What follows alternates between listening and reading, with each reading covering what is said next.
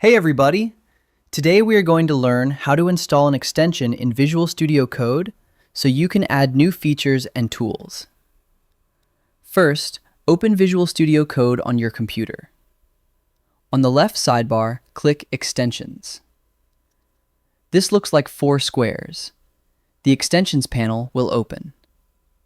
In the search box, type the name of the extension you want. Press Enter on your keyboard. From the results, click the extension. Click Install.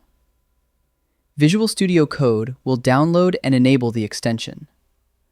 Some extensions may require a reload. If prompted, click Reload. The extension is now ready to use. Extensions help customize VS Code for coding, formatting, and productivity.